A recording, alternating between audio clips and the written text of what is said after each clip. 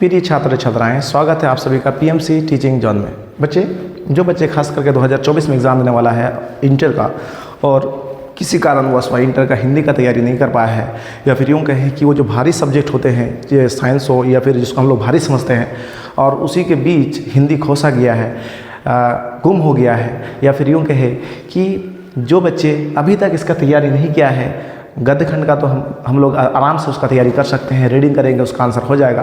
But काव्य खंड में जो बच्चे फंस जाते हैं, वो आज से हम लोग एक नया सीरीज़ में उसको पूरा का पूरा हम लोग करने वाले हैं। जो 13 अध्याय है, 13 अध्याय को एक एक तरीके से हम लोग इसको सॉल्व करने वाले हैं, पढ़ने वाले हैं, समझने वाले हैं।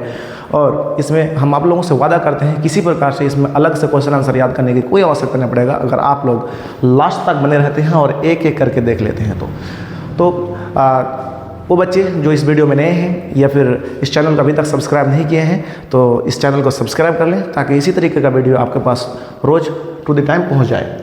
तो देखते हैं हम लोग, पहला कड़वक है इसमें क्या कहता है कि जो सैयद मोहम्मद जियासी जो है, इसका जो राइटर है मोहम्मद जियासी जी, ये लिखे हैं। और थोड़ा सा मैं जियासी जी का इंट्रोडक्शन देना चाहता हूँ कि जो जियासी थे, जो इसका जो लेखक थे, वो एक आंख से अंधे थे, एक कान जो थे उसका बहरे थे, और उसके जो मुंह में चेचक के दाग थे। यानी वो एक बहुत ही बदसूरत सा आदमी देखने में लगता था, बहुत ही क्रूप सा आदमी देखने में लगता था। तो वो क्या कहते हैं, वो सेल्फ मोटिवेट करते हैं। जो कड़वक है, पहला कड़वक के पहला कदम में वो खुद को सेल्फ मोटिवेट करते हैं और कहते हैं कि एक नैन कभी मोहम्मद गोनी, सोई बिमोहा जे कभी सोनी, चांद जैसे जग विधि अवतारा, दीन कलंक किन उजियारा, जग सुझा एक नैनाहा, हुआ सुख अस नक्तन महा, जो लही अम्बही डाब न होई, तो लही सुगंध बसै न सोई, किन समुद्र पानी जो खारा, तो अति भयु असुज अपारा, जो सिमेरु त्रिशूल विनाशा, भा कंचन गिरी लाग आकाशा, जो लही घरी कलंक न परा, कांच होई नहीं कंचन करा, एक नयन जस दर्पण और ही निर्मल भाव, सब रूपवंत गही मुख, जो आही कह चाहो। तो इस तरीके से कुछ लय है। अब इसको हम लोग समझते हैं एक एक लाइन को। बच्चे, कहता है जियासी जी, एक नैन कभी मोहम्मद गुनी, ये जो मोहम्मद है, कहता है कि मैं एक ही लाइन से बहुत ही गुणवान हूँ। सोई विमोहा जे कभी सुनी, और जिन्होंने भी मेरा इस कविता को सुना वो विमोहा यानी कि अब उसके तरफ, मेरे तरफ आकर्षित हो गए।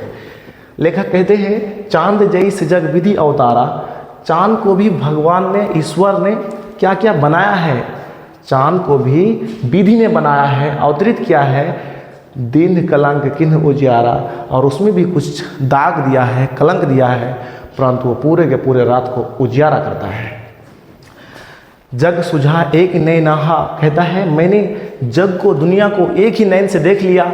हुआ सुख अस नक्तन महा, कहता है मैं जिस तरीके से मैंने जग को एक ही नैन से देख लिया, जिस तरीके से शुक्र तारा नक्षत्रों में सबसे अव्वल है, वेस्ट है, वो आते ही सारा का सारा क्या हो जाते हैं, और नक्षत्र छुप सा जाते हैं उसके चौकाचौंध में, रोशनी में। उसी प्रकार से मेरे एक नैन से ही मैंने पूरे विश्व को, पूरा दुनिया को देख लिया है। जो लही आम बही डाब ना होई, कहता है जब तक आम में डाब ना लगे, बोले तो जब आम जब पक जाता है तो उसमें कुछ जो है ना दाग सा लग जाता है। तो वही कहना चाहता है विद्यार्थियों कि जो लही आम बही डाब ना होई, तो लही सुगंध बसाई ना सोई। आम जब पकता है तो उसमें डाब लग जाता है, जब तक उसमें डाब नहीं लगता, अम्बही मतलब आम होता है, डाब नहीं लगता, तब तक उसमें सुगंध बसता नहीं है, उससे सुगंध आता नहीं है। तो हम तो एक इंसान है। इसका भाव समझिएगा प्यारे विद्यार्थियों।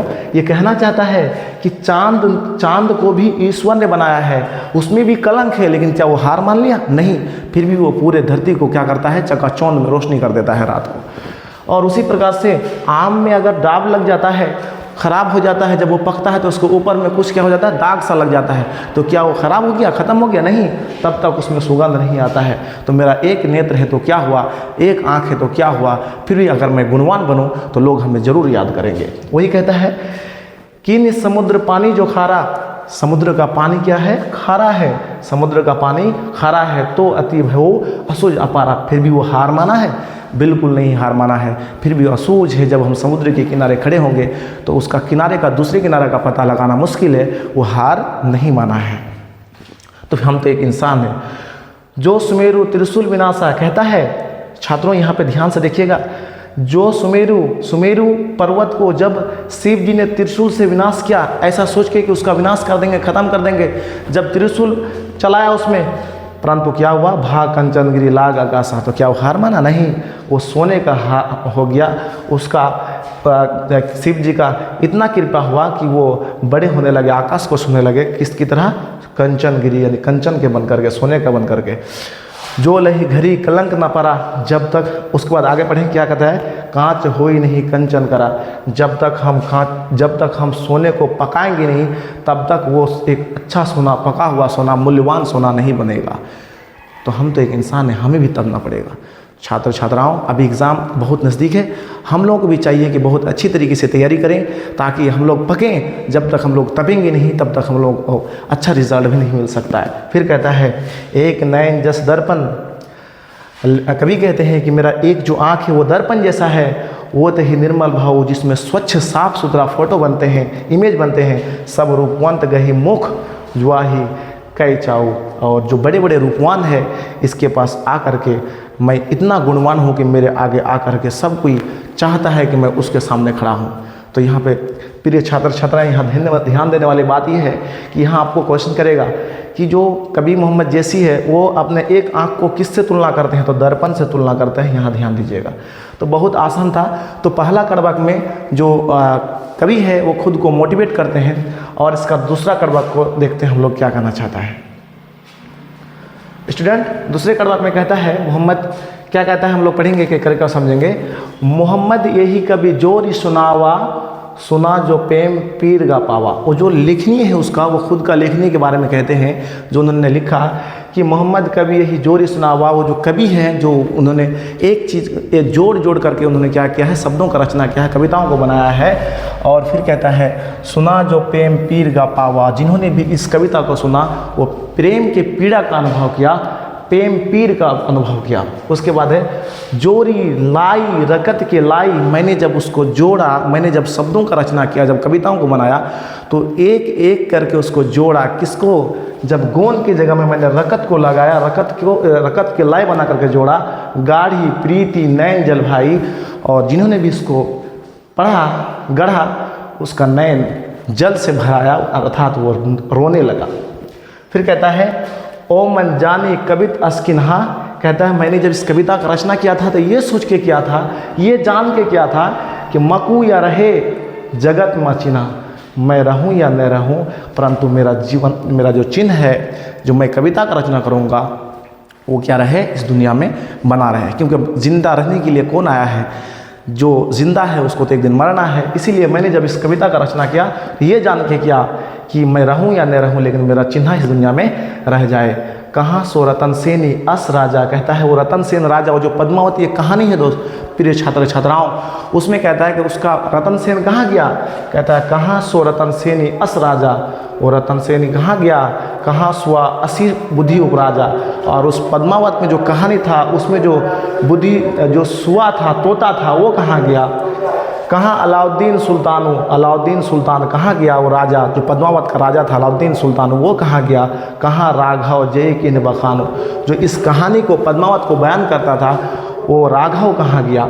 यहाँ पे ये बताना चाहता है कि जब सब कोई मर गया तो हमको भी एक दिन मरना है। इसीलिए मैं इस कविता का रचना इस तरीके से करता हूँ ताकि लोग पढ़ करके हमें याद करें। फिर कहता है, कहाँ स्वरूप पद्मावती रानी, वो पद्मावती रानी जो स्वरूप था, बहुत ही सुंदर थी, वो पद्मावती कहाँ गई? वो भी नहीं रहा। कोई न रहा जग रही कहानी, इस दुनिया में ना कोई रहा है और ना ही रहने वाला है। बस उसका अगर कोई चीज़ रह गया तो उसका कहानी रहेगा। धनी स्वपुरुष जस कीर्ति जासु, इस दुनिया में वही पुरुष जो है ना सबसे ज़्यादा धनवान है जो अपने कीर्ति से जाना जाता है। कहता है, धनी स्वपुरुष जस कीर्ति जासु, फूल मरे न बासु, क्योंकि जो पुष्प मर जाते हैं, फूल झड़ जाते हैं, लेकिन उसका बास, उसका सुगंध जाता नहीं है। उसी प्रकार मनुष्य मर जाता है, परंतु जो अच्छे कार्य करके जाते हैं उसका कार्य लोग हमेशा याद करते हैं। क्योंकि फूल मर जाते हैं लेकिन उसका बास खत्म होता नहीं है, फूल जरूर झड़ जाते हैं लेकिन उसका जो सुगंध है छात्रों वो ख़त्म नहीं होता है। लास्ट में क्या कहता है, केई न जगत जस बेचा, केई न जगत जस बेंचा, केई न लिंद जस मोल। कहता है जस को, कर्म को, कृति को ना कोई बेचता है और ना ही उसको कोई खरीद सकता है। किसी के पास औकात नहीं है कि वो खरीद सके किसको, जो हम चीज़ इस दुनिया में जो कृति होता है, अच्छा ही होता है हमारे अंदर, उसको ना कोई ख़रीद सकता है और ना ही बेच सकता है। वही कहता है जो या पढ़े कहानी हम सवेरे दुई बोल, और जो इस कहानी को पढ़ेगा वो ज़रूर बोलेगा कि हाँ मेरे ऊपर ज़रूर दो बातें बोलेंगे कि हाँ जो जयसी जी थे वो बहुत ही अच्छे इसका लेखनी थे, बहुत ही अच्छे ही लिखते थे। तो प्रिय छात्राएं, उम्मीद करेंगे कि आपको ये समझ में आया होगा। अगर आप इसको एक एक करके आराम से इसको देख लें तो आपको हम ये वादा करते हैं कि आपको किसी प्रकार की अलग से क्वेश्चन आंसर याद करने की आवश्यकता नहीं पड़ेगी। इसी प्रकार से हम लोगों का जो है आने वाला जाओ और 12 अध्याय बचा हुआ है उसको एक एक करके हम लोग ख़त्म करने वाले हैं। और आपको अगर ये वीडियो पसंद आया है तो अपने दोस्तों के साथ भी शेयर करें